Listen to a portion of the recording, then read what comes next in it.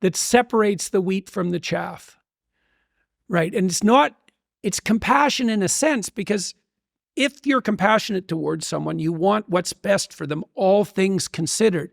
But that compassion in the highest sense can't exist without judgment, because the judgment is this part of you isn't worthy to continue. And certainly that's what you're doing with your children. When you see them misbehaving, you think, no, not that. Something more sophisticated. Even with my little granddaughter the other day, she's very, very playful, and she's a very nice little girl. She's very playful and very fun and funny and not neurotic. And so she's a pleasure to be around. But she hasn't seen me for a while, and so she was poking me, getting me to chase her around and poking me, and she'd come up and give me a whack, And at one point, she whacked me too hard, and she knew it.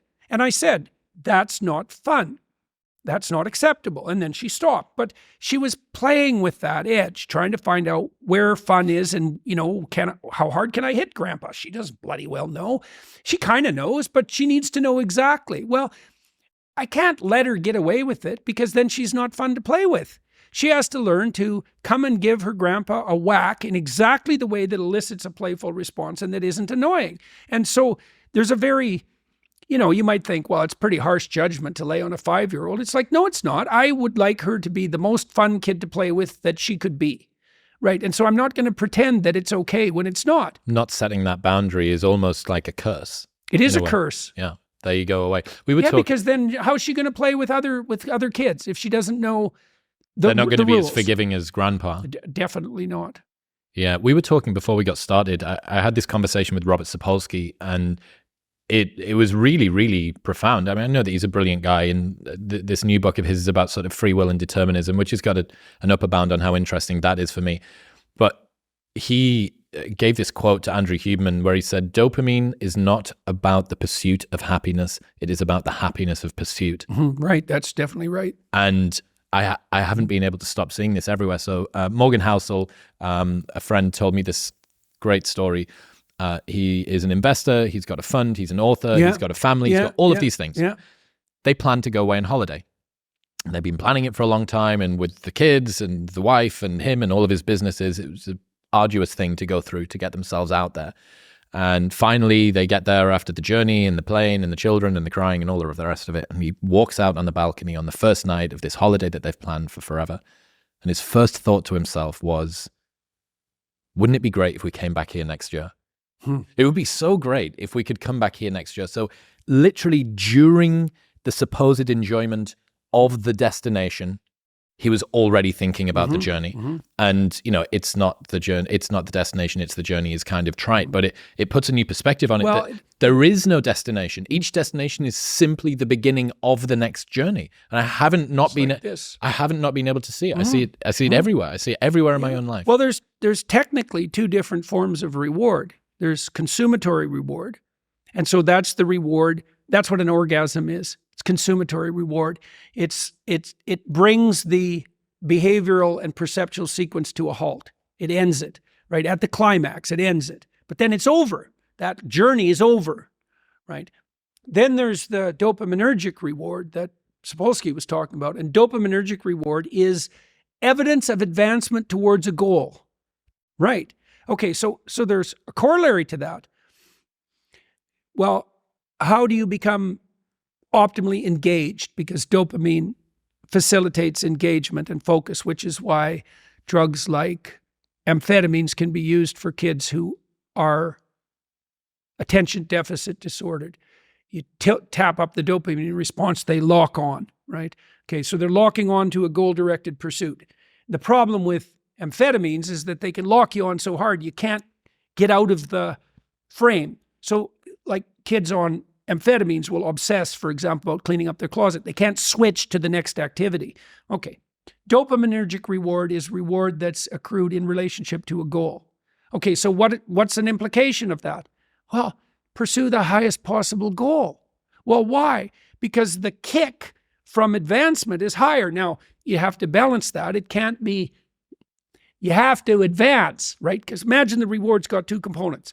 Number one is you're moving towards something valuable. Okay, so you want it to be as valuable as possible. Okay, but You have to be moving. So it can't be so valuable that it's out of your If reach. you're going to walk to the moon, I'm not going to be able to see every single increment that I make. Yes. You want to get to the moon. That's right. You can't walk there. So it's a bad plan. You need something extremely valuable that you can move towards. Okay, so part of the reason that you establish a relationship with God, let's say, is because that's what sets the upper bound to your vision. It's like, I want things to be the best they could be. That's a vision of paradise. Well, that has to be fractionated into, your proximal decisions, but lurking behind that should be this continual movement towards, what would you say, a heaven that recedes as you approach it. That's the proper vision of heaven. A heaven is a place that's perfect and getting better, both at the same time. That's what music shows you, because a great piece of music is perfect, but it's just getting better as it unfolds. And you need that. This is part of the problem with a static utopian vision, something Dostoevsky criticized. If you gave people nothing but consummatory reward, he famously says, so that they can do nothing but sit in tubs of hot water, eat cake, and busy themselves with the continuation of the species, human beings would break that all to hell in a moment just so they have something interesting to do. What was that quote that you said on Rogan years ago? If we were to make the world sufficiently perfect, the only desired lack would be for the desire of lack itself. What's that? That's What is Kierkegaard. What's the proper? Can you remember the proper? Well, Kierkegaard pointed out that as we make the world easier and easier, so this is perhaps part of the problem with the material plenty that's at hand, is that at some point, what becomes lacking is lack itself. Yes. Right. Yes, exactly. It's optimal deprivation. And if everything is delivered to you on a platter, it's like, what the hell are you even doing there? This happens in the story of Abraham. So Abraham, who's the father of nations, right? So Abraham gets it right. He has everything at the beginning of the story. He has rich parents. He's got nothing that he has to do. He's like 70 when the story opens. He's been taken care of hand and foot his whole life. And the voice of God comes to him and says, I'm the God of your ancestors, telling you, get out of your zone of comfort. Get out into the world. And Abraham's pretty old by this point. But for whatever reason, he decides that he's going to forgo the comfort for the adventure. And then as Abraham progresses, he makes the requisite sacrifices, each becoming more difficult as he ascends. And he adopts this pattern of relationship with the God that calls him to adventure that literally makes him the father of nations. And so you can even think about that biologically if you want. You might as well. People like Dawkins think reproduction is sex. And that's why he can talk, for example, about the selfish gene making itself manifest in sex. Reproduction isn't sex. Sex is a necessary but insufficient precondition for reproduction. Abraham adopts a mode of being, a sacrificial mode of being, that establishes the optimal environment for his sons, who then establish the optimal environment for their sons, and their sons, and their sons. So you can imagine that what Abraham is doing, this is what the story means, is he's adopting a mode of behavior that works best, all things considered, across multiple generations. And he sacrifices everything to that. It's this incredibly expansive vision. Given that we're in a world which is comfortable and we have created buildings in which there are heavy things that you pick up and put down in the same place because it's simply so rare that you have to pick up heavy things, right? Right. The We have proliferation, speed bumps on our roads for the same reason. proliferation of ice baths and sauna and even reading to some extent, reading difficult things. Where should people go given that they are in a world which is more comfortable than ever before? Where should they go to encourage them to find difficult things? Truth. Truth is what's optimally difficult. The truth is optimally difficult. It's a really wonderful thing to know. The truth is adventure.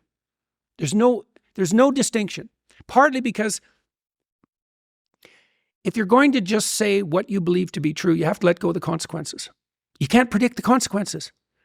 Well, there's no difference between not being able to predict the consequences and having an adventure.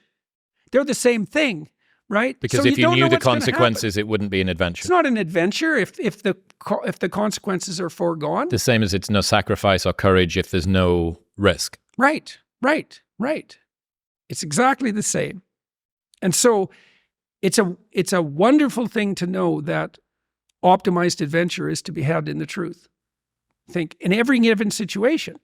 So Christ says in the Sermon on the Mount that to orient yourself properly, and it's often viewed as this hippie paean, take no thought of the morrow will take care of itself.